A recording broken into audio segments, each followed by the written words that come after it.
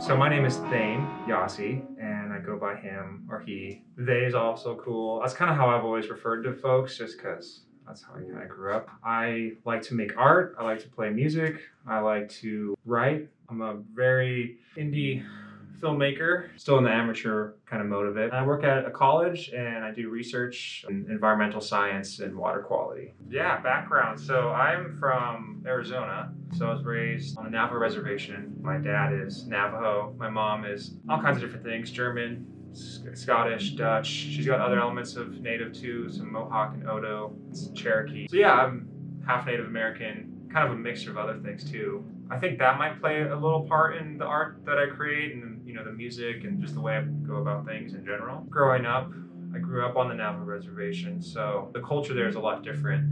And moving up here, it's really cool because the culture is a whole different world, right? Like from desert to water. I get to kind of see a lot of different perspectives, I guess, in growing up and life and just thinking about things. In terms of masks, it's just very ironic that we're in a time where we have to wear masks. It's just now an identity, right? I was actually kind of doing a project on masks. Eventually, I kind of want to share this work in an academic setting. And so like looking back at like, where does a mask mean and where does it come from? Masks up here are super important to tribes. For the Navajo people, they also use masks in different dances and things like that. That's kind of where this has been inspired from. When you look at them, they kind of have that leather, which is also what the Navajo or the Southern Indians would use to make their mask. They have certain ways they go about making them in different purposes. Mine is all contemporary, so it's just art. It doesn't actually have like a ceremonial purpose. The masks are all animals and kind of represent like an ecological element. Kind of was the goal was to create these masks that would identify as different levels in a trophic environment. And so that's why I kind of created them because I thought that'd be fun to make something that's environmental. I play in a band right now called the Stillvettas. And when we were starting out, we were playing pretty much at a band member's house and we're playing in a basement. Essentially what ended up happening was we moved out of the space. So we didn't have a space to play music anymore. And we were just kind of like, well, we'll see if we can find a place here where there's like a practice space. We just kept waiting and trying to figure out like, well, we want to play music so bad. We had a drummer who wanted to just go with it on the drums. We want to turn our amps up. We're doing like acoustic practices in our little apartments and just like, man, what are we gonna do to find a place where we can just play and have some fun? And I don't exactly remember where I got the idea from. I got a generator and I was like, we're gonna go and just set up somewhere and we're gonna go play. In the moment when I thought of it, I was like, this would be so cool. We're just gonna go play somewhere, we're gonna go set up, we're gonna turn up, put the generator on, do the drums and just do it all.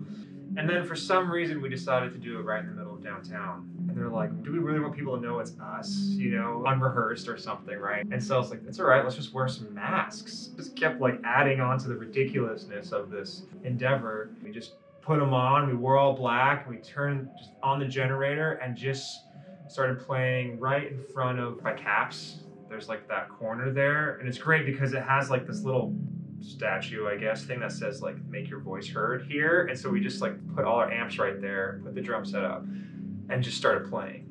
it was surreal, really. It was just the most like interesting perspective to be behind a mask, playing music while people like just kind of gathered in a crowd, and it's just like all this energy. You didn't know what was happening, you know. It was so surprising, and like people were just headbanging and rocking out and having such a good time, and we had the most fun, you know, we could have even imagined. We thought we were just gonna, you know, get in trouble and kicked out of there, but hey, we got to play. It was more like, whoa, we actually did something that we didn't know we were capable of doing. Just the music was just all in the moment. Everything that we played when we did that was completely made up at the time. So we're just jamming and having fun.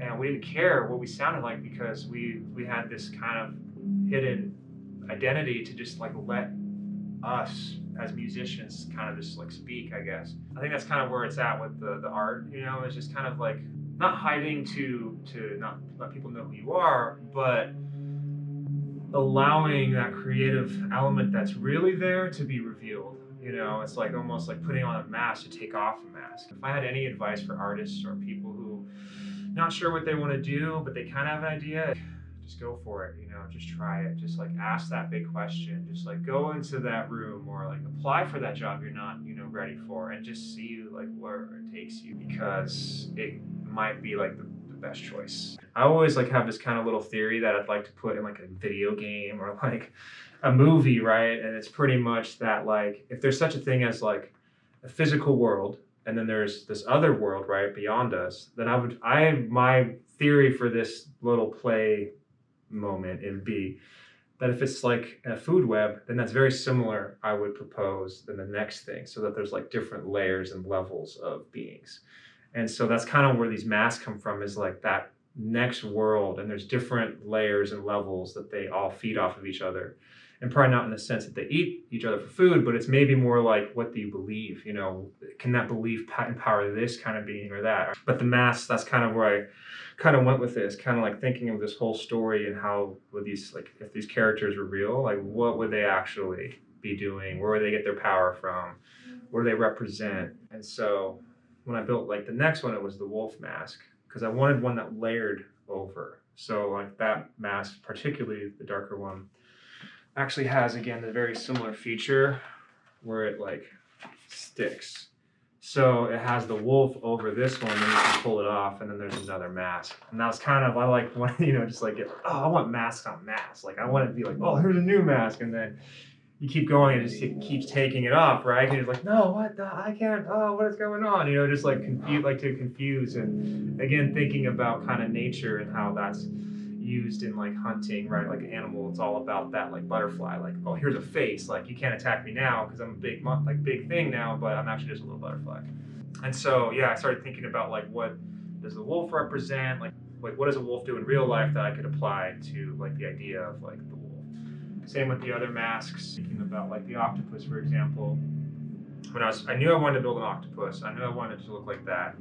You know, looking at like what an octopus does and how it like uses its surroundings as part of it, you know, and like how its mind is like in the rest throughout its body and its arms, you know. I kind of started thinking about like that's, as an artist and as a musician, that's very similar, because like the way we think, you know, I'm sure that after I started playing guitar, I think now with my hands more than I probably actually think, you know, with just my head.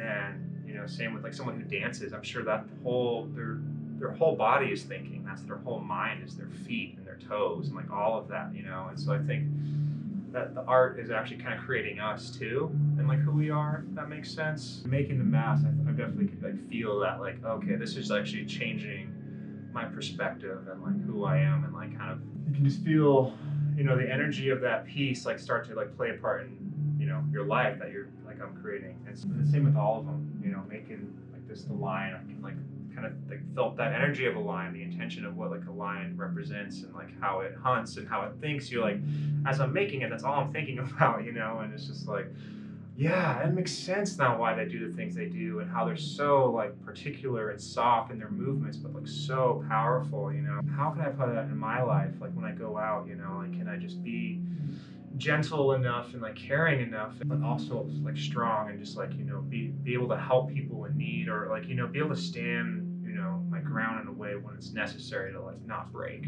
but always to go into like a place of just like understanding, and try to like respect the space.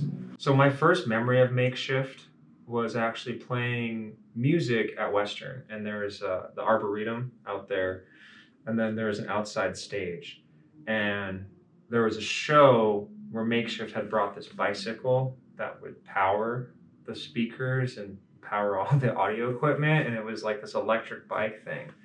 And I remember just being blown away and like how cool that was, and it was so ahead of its time. It was really where like the idea of environmental engineering wasn't really heard of, I feel like, at that time, but like Make.Shift had brought that bike, and I was like, whoa, that's crazy to play music. It's so like you can play anywhere, and it's kind of funny because now I'm all into like that generator show thing, but like that was kind of one of those things when I saw that, like just that innovation and just like, let's try something so cool. And then you had to like bike on it. People were all taking turns to bike and everyone wanted to bike. And it just was like such a cool idea. And I think about that in terms of now we're in like this energy crisis, and it's like, how can art play a part in making, things like new ideas like that? And so that was really cool to see Make.Shift, be a part of the scene in that way. And then ever since then, they've always been there, having the galleries, and they've moved places. And I've always got to see, people work here and like kind of like meet new folks who are directing or who are volunteering. And, obviously playing shows down here in the basement has always been like just like a huge blast. And